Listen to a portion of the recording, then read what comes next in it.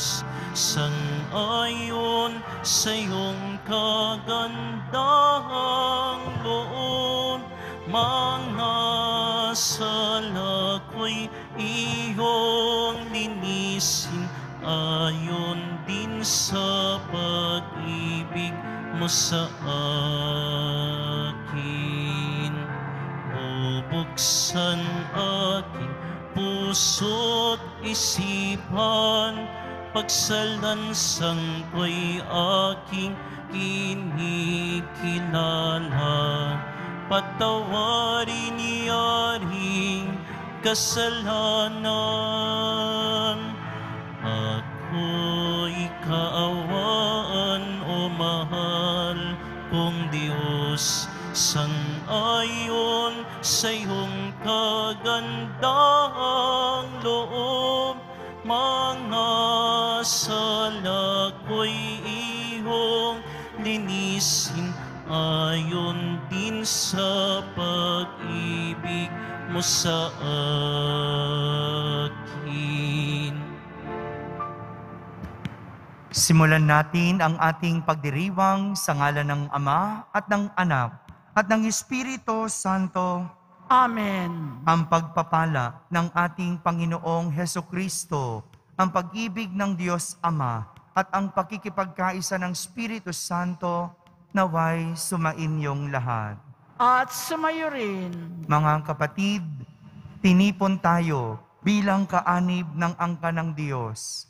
Kaya dumulog tayo sa mawaing Panginoong nagpapatawad ng lubos.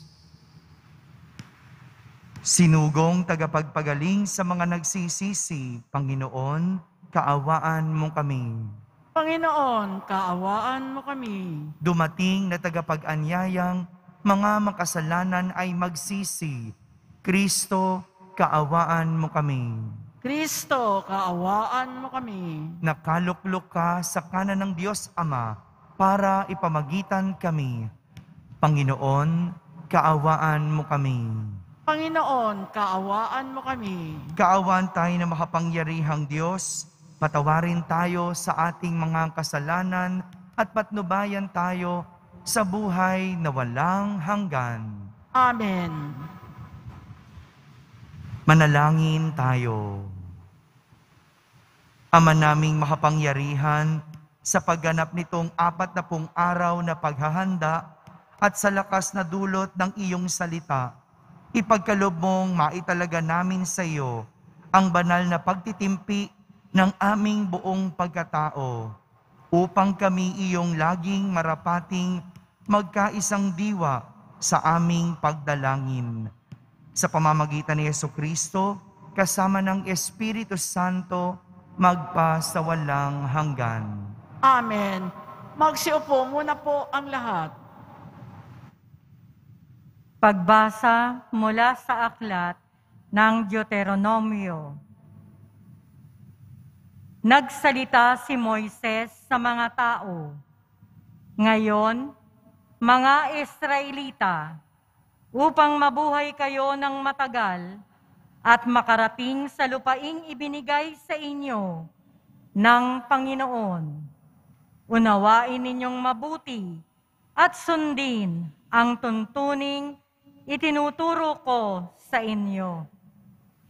Ngayon nga'y itinuturo ko sa inyo ang mga tuntuning ito upang sundin. Unawain ninyo ito at sunding mabuti. Sa gayon, makikita ng ibang bansa ang inyong karunungan at lawak ng pangunawa. Sa gayon, hindi nila mapipigilang sabihin ang ganito, ang bansang ito'y matalino at may malawak na pagkaunawa. Sinong Diyos ng ibang bansa ang handang tumulong anumang oras liban sa Panginoon? Aling bansa ang may tuntuning kasing inam ng mga tuntuning ibinigay ko sa inyo ngayon? Ngunit kaiingat kayo. Ang mga bagay na inyong nasaksihan ay huwag ninyong kalilimutan o ipagwawalang bahala habang kayo'y nabubuhay. Ituro ninyo ito sa inyong mga anak at mga apo. Ang salita ng Diyos. Salamat sa Diyos. Purihin mo, Jerusalem, ang Panginoong butihin. Purihin mo, Jerusalem, ang Panginoong butihin. Purihin mo, Jerusalem, purihin ang Panginoon. Purihin mo ang iyong Diyos, kayong mga taga-Siyon. Yaong mga pintuan mo ay siya ang nag-iingat. Ang lahat ng iyong lingkod ay siya ang nagbabasbas. Purihin mo, Jerusalem, ang Panginoong butihin. Ginagawang matahimik yaong mga hangganan mo. Bibigyan kang kasiyahan sa kaloob niyang trigo. Kung siya ay nag-uutos, agad itong natutupad. Dumarating sa daigdig na hindi na nagluluwat. Purihin mo, Jerusalem, ang Panginoong butihin. Kay Jacob niya ibinigay ang balita at pabilin, ang tuntunit mga aral ibinigay sa Israel.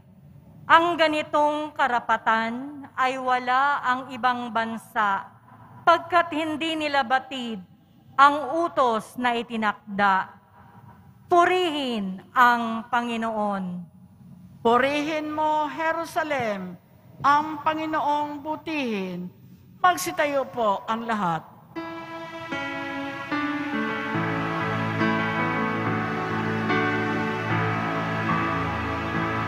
Nagpupuri kami sa'yo, Panginoong Jesucristo. Nagpupuri kami sa'yo, Panginoong Jesucristo.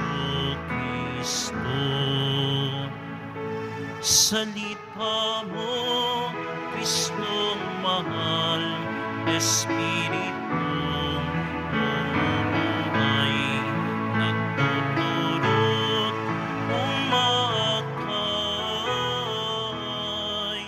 sa nagnanais makamtan ang langit na walang hanggan.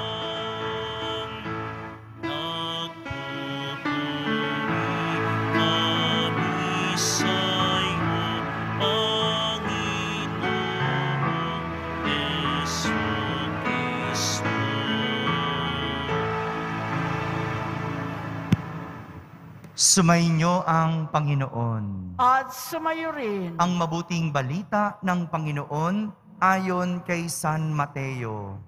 Papuri sa iyo, Panginoon.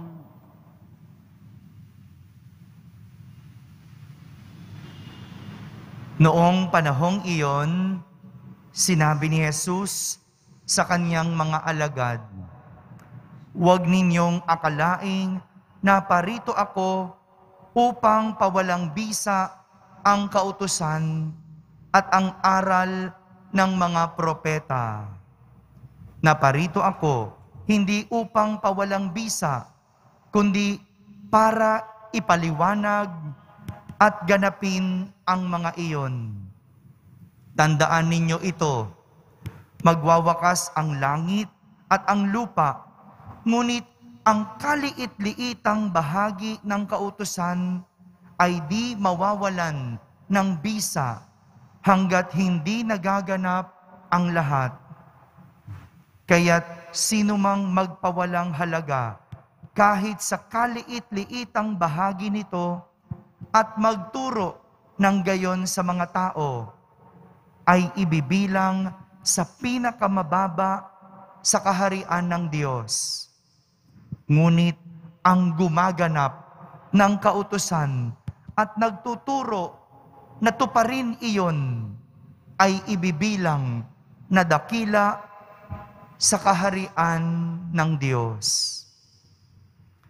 Mga kapatid, ang mabuting balita ng Panginoon. Pinupuri ka namin, Panginoong Heso Kristo. Magsiupo muna po ang lahat. Isang magandang araw po sa inyong lahat. Sa panahon ngayon, marami ang sensitibo. Kung kaya't ang bawat binibitiwang salita, dapat sigurado tayo. Dapat mayroon tayong basihan at malinaw ang ating motibo para hindi tayo mapagsabihan. Alam niyo po, minsan, pagkatapos ng aking misa, may pumuna sa aking homily. No? Ikinikwento ko po ito kasi napagnilay din ako at napag-isip din ako sa nangyari. Sabi niya sa akin, Father, sana huwag ka namang magparinig sa iyong homily. Nagtaka ako at napatanong kung anong parte ng aking homilya na nagparinig ako. Sabi niya, yun pong tungkol sa magnanakaw. Kasi halatang-halatang mayroon kang pinatatamaan. Napailing ako dahil ang ebanghelyo noon ay aral tungkol sa pagbabago. Nagkataon lang na ang bida sa ebanghelyo nung araw na yon ay isang kolektor ng buwis na nagnanakaw, na ang pangalan ay Levi.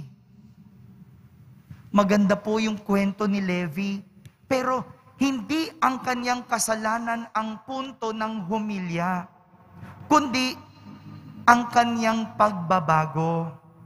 Sadyalang parte ng kanyang nakaraan ang kasalanan tungkol sa pagnanakaw. Naiintindihan ko po na may mga natatamaan sa pangaral, pero hindi ba't kung wala namang katotohanan sa isang tao ang pinapangaral, walang dahilan para ikaw ay matamaan. Kung wala namang katotohanan ang pangaral, walang dahilan para ikaw ay matamaan. Kung hindi ka naman nagnanakaw, bakit ka matatamaan? Kung hindi ka naman nagmumura at pinagsasabihan ka tungkol sa pagmumura, hindi ka kailangan magalit. Hindi ba? Dahil ang natatamaan lang ay yung mayroong katotohanan. Mga kapatid, sadyang ang kautusan ng Diyos ay hindi lamang dapat sinusunod, kundi dapat itinuturo, ipinapaliwanag. Ito po yung sinasabi sa atin ng ating mga pagbasa sa araw na ito. Sa unang pagbasa, pinapaalala ni Moises sa mga tao ang kautusan ng Diyos na dapat sundin, dapat tupdin ng mga Israelita. Lalo na noong sila ay iniligtas ng Panginoon mula sa pagkaalipin sa Ehipto. Para hindi sila muling mapahamak, kailangan nilang sundin ang Diyos. Para hindi sila mapasama, kailangan nilang tupdin ang sinasabi ng Diyos. Kaya nga, kung may nakikita tayong mali at hindi maganda base sa kautusan ng Diyos, kailangan nating magsalita. Kailangan nating turuan para matulungan natin ang tao na huwag mapahamak. Hindi ba? Kung ikaw ay isang magulang at nakita mo ang iyong anak na napapariwara, hindi ba iyong pagsasabihan? Hindi ba iyong pangangaralan? Hindi ka mananahimik kasi meron kang malasakit, meron kang pag-ibig sa iyong anak kasi ayaw mo siyang mapahamak. Samantala, si Jesus naman sa ating ebanghelyo, sinasabi sa kanyang mga alagad, "Huwag ninyong akalaing naparito ako upang pawalang bisa ang kautusan at ang aral. Naparito ako hindi upang pawalang bisa, kundi para ipaliwanag at ganapin ang mga iyon." Malinaw, kahit si Jesus ay ginaganap ang kautusan at ipinapaliwanag ito, walang exempted. Kahit si Jesus, sinunod ang kautusan ng Diyos. Sa mga susunod na araw, bukas at sa mga darating pang araw, ipapakita sa atin ni Jesus kung paano niya tinutupad ang kautusan. Pero sa araw na ito, magandang malaman na dapat ang kautusan ay ipinangangaral at ipinapaliwanag din dahil parte ito ng ating tungkulin. Marami mang opinyon ang mga tao, magkakaiba man tayo ng pinapanigan, hindi pwedeng mabali ang kautusan. Bilang isang mabuting mamamayan, ang pagsunod sa batas ay dapat ginaganap. Pero bilang isang mabuting Kristiyano, ang kautusan ay hindi lang ginaganap, kundi higit sa lahat, ipinangangaral sa lahat. Amen.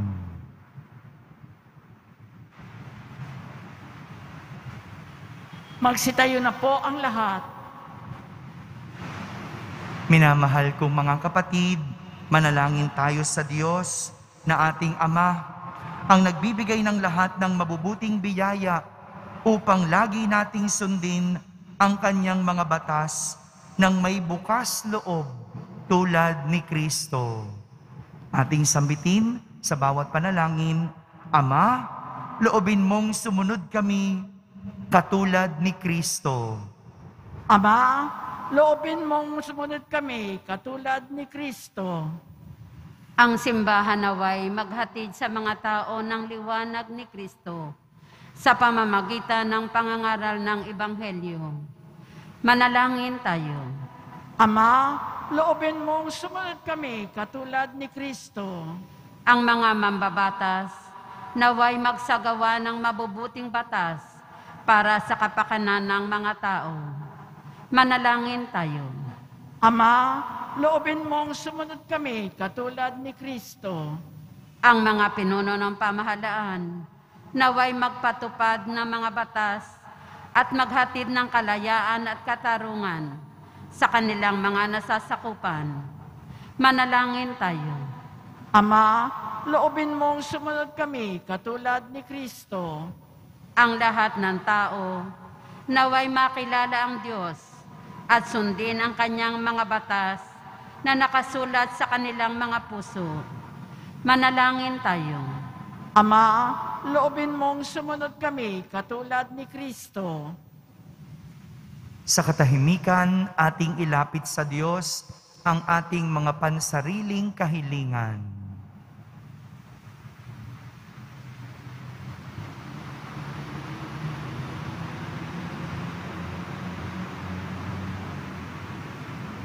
Manalangin tayo. Ama, loobin mong sumunod kami katulad ni Kristo. Ama naming nasa langit, pagkalooban mo kami ng biyayang makasunod sa iyong mga utos at magtaguyod ng iyong batas at salita sa lahat. Hinihiling namin ito sa pamamagitan ni Kristo na aming Panginoon. Amen. Magsiupo ang lahat.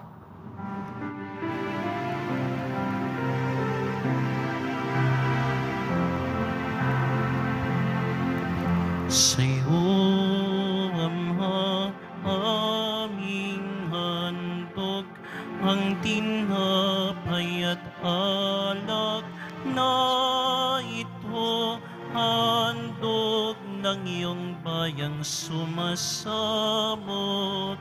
humihingi ng patawad mo.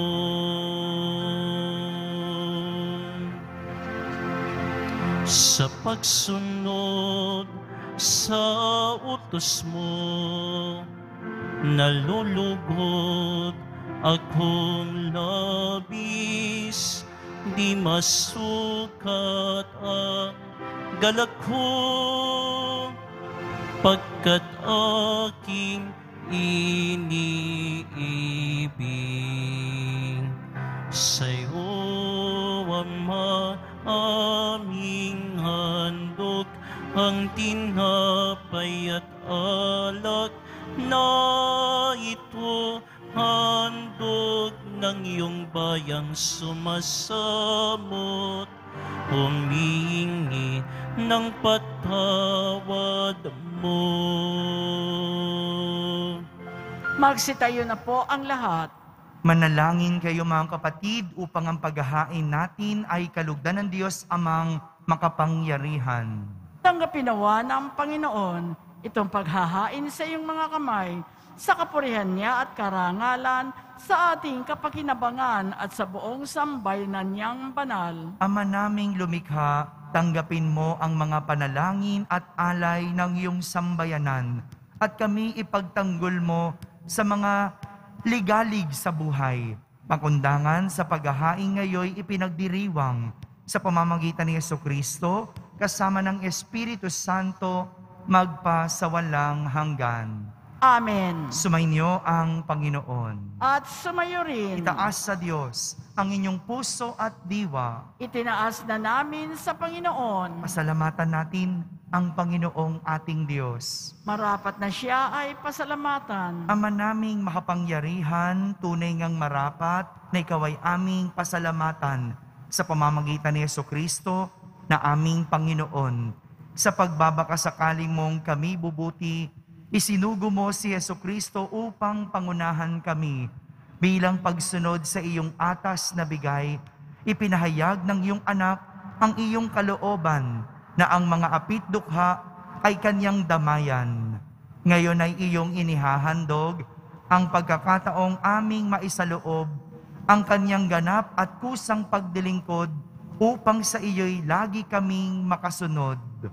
Kaya kaysa ng mga anghel na nagsisiawit ng papuri sa iyo nang walang humpay sa kalangitan, kami nagbubunyi sa iyong kadakilaan. Santo, Santo, Santo, Panginoong Diyos na mga hukbo, napupuno ang langit at lupa ng kadakilaan mo, Hosana sa kaitaasan, pinagpala ang naparirito sa ngalan ng Panginoon, Hosana sa kaitaasan, magsiluhod po ang lahat. Ama naming banal, ikaw ang bukal ng tanang kabanalan, kaya't sa pamagitan ng iyong Espiritu, ay gawin mong banal ang mga kaloob na ito upang para sa amin ay maging katawan at dugo ng aming Panginoong Hesukristo. Bago niya, pinagtiisang kusang loob na maging handog, hinawakan niyang tinapay, pinasalamatan kanya, pinaghati-hati niya iyon, iniyabot sa kanyang mga alagad at sinabi, "Tanggapin ninyong lahat ito at kanin, ito ang aking katawan na inihahandog para sa inyo."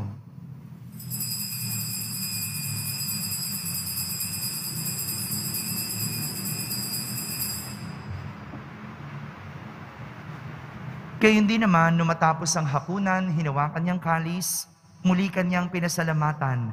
Iniabot niyang kalis sa kanyang mga lagad at sinabi, "Tanggapin ninyong lahat ito at inumin. Ito ang kalis ng aking dugo, ng bago at walang hanggang tipan. Ang aking dugo na ibubuhos para sa inyo at para sa lahat sa ikapagpapatawad ng mga kasalanan. Gawin ninyo ito sa pag-alaala sa akin."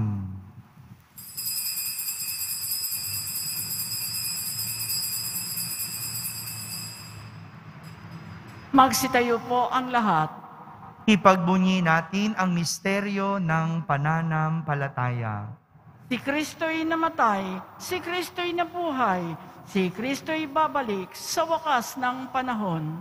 Ama, ginagawa namin ngayon ang pag-alaala sa pagkamatay at muling pagkabuhay ng iyong anak. Kaya't inaalay namin sa iyo ang tinapay na nagbibigay buhay at ang kalis na nagkakaloob ng kaligtasan. Kami nagpapasalamat dahil kami iyong minarapat na tumayo sa harap mo para maglingkod sa iyo. Isinasamo namin kaming magsasalo-salo sa katawan at dugo ni Kristo ay mabuklod sa pagkakaisa sa pamamagitan ng Espiritu Santo. Ama, lingapin mo ang iyong simbahang laganap sa buong daigdig. Puspusin mo kami sa pag-ibig kaysa ni Francisco na aming Papa, ni Jose na aming obispo at ng Tanang Kaparian. Alalahanin mo rin ang mga kapatid naming nahimlay na may pag-asang sila'y muling mabubuhay, gayon din ang lahat ng mga pumanaw. Kaawaan mo sila at patuloyin sa iyong kaliwanagan. Kaawaan mo at pagindapating kaming lahat na makasalo sa iyong buhay na walang wakas.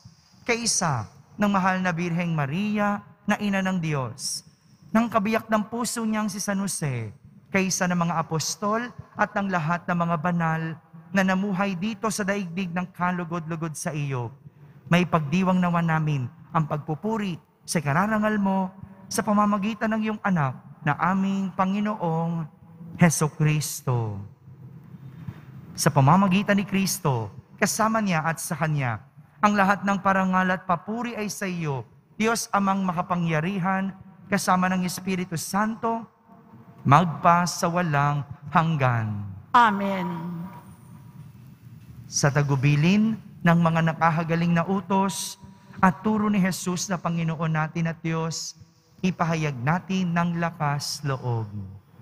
Ama namin, sumasalangit ka, Sambahin ang ngalan mo, mapasa amin ang kaharian mo, sundin ang loob mo dito sa lupa para nang sa langit. Bigyan mo kami ngayon ng aming kakanin sa araw-araw at patawarin mo kami sa aming mga sala para nang pagpapatawad namin sa nagkakasala sa amin at huwag mo kaming ipahintulot sa tukso at iadya mo kami sa lahat ng masama. hinihiling namin kami iadya sa lahat ng masama, pagkalooban ng kapayapaan araw-araw, iligtas sa kasalanan at ilayo sa lahat ng kapahamakan.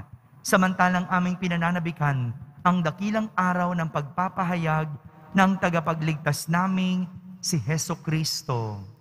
Sapagkat iyo ang kaharian at ang kapangyarihan at ang kapurihan magpakailanman. Amen. Panginoong Hesukristo, sinabi mo sa iyong mga apostol, kapayapaan ang iniiwan ko sa inyo.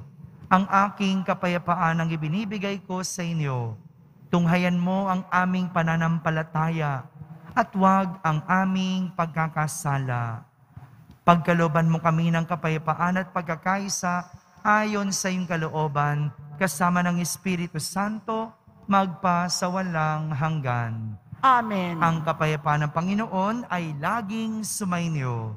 At sumayo rin. Magbigayin kayo ng kapayapaan sa isa't isa. Kapayapaan po para sa lahat.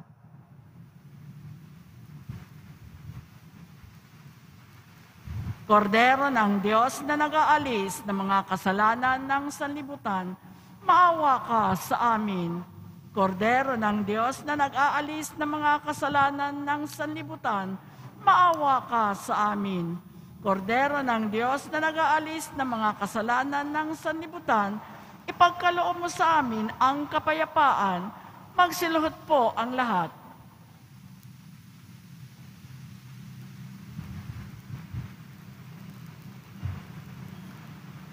Ito ang kordero ng Diyos, itong nag-aalis ng mga kasalanan ng sanlibutan. Mapalad ang mga inaaniyahan sa kanyang piging. Panginoon, hindi ako karapat-dapat na magpatuloy sa iyo, ngunit sa isang salita mo lamang ay gagaling na ako. Ang katawan ni Kristo. Amen.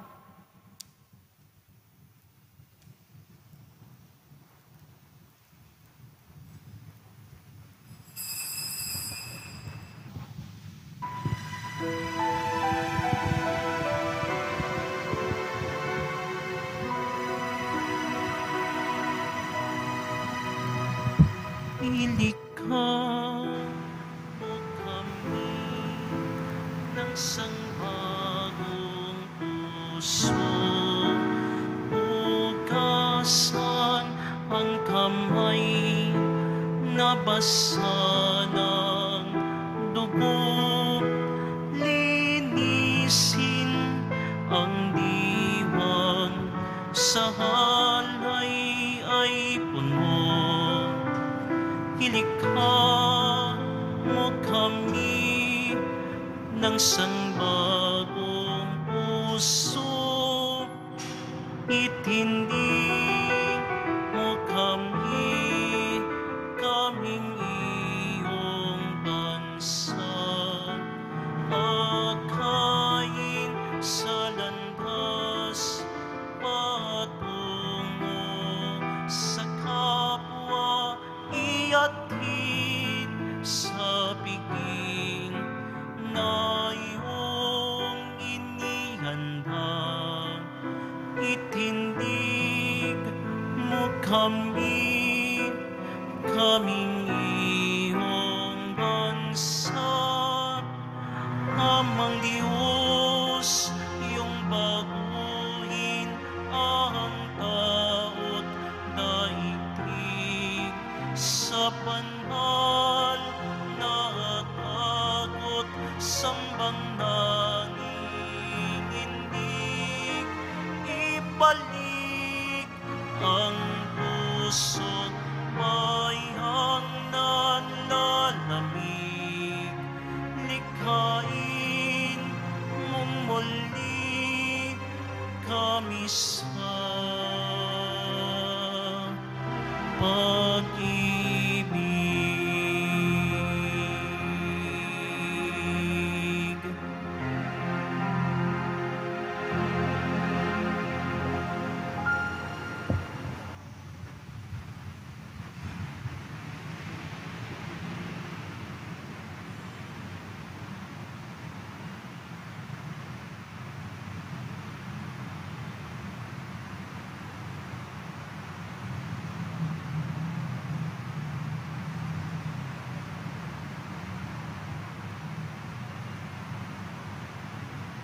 Magsitayo na po ang lahat. Manalangin tayo. Ama naming mapagmahal, kami naway pabanalin ng aming pinagsaluhan sa hapag na banal ng pakikinabang sa ikapagiging dapat namin sa mga pangakong ibibigay. Sa pamamagitan ni Jesucristo, kasama ng Espiritu Santo, magpa sa walang hanggan. Amen. Sumainyo ang Panginoon. At sumayo rin. Pagbabasbas ng Poong Yesus Nazareno. Mahal na Poong Yesus Nazareno, inihayag mo sa pamamagitan ng krus ang walang maliw na pag-ibig ng Diyos sa sangkatauhan. Pakinggan mo ang kahilingan ng iyong angkan na nagsusumamo sa iyo. Makamtanawan nila ang inyong katugunan at tanggapin ang kasagutan na may utang na loob na tinatanaw. Basbasan din po ninyo ang lahat na may karamdaman, nahihirapan, may mga dalang imahen at dasalan. Sa pamamagitan ng bendisyon na ito, naway maalala nila ang mga pangako nila noon sa binyag, na ikaw ang kanilang iibigin at pagdilingkuran bilang Panginoon, magpa sa walang hanggan. Amen. At pagpalain kayo ng makapangyarihang Diyos, Ama, Anak, at Espiritu Santo. Amen. Tapos na po ang ating pagdiriwang, humaiking taglay ang pag-ibig at kapayapaan ng Poong Jesus Nazareno. Salamat sa Diyos.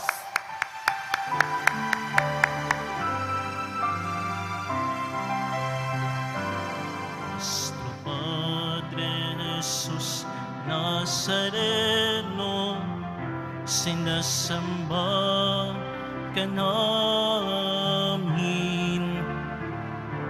pinipintuho ka namin, aral mo ang aming buhay at kaligtasan. Nuestro Padre Jesus Nazareno, iligtas mo kami sa kasalanan. Ang krus mong kinamatayan ay sagisag ng aming kaligtasan. Nuestro Padre Jesus Nazareno, dinarangal ka namin. Nuestro Padre Jesus Nazareno, nilulwalhati ka namin. Nuestro Padre Jesus Nazareno, dinarangal ka namin. Nuestro Padre Jesus Nazareno, nilulwalhati ka namin.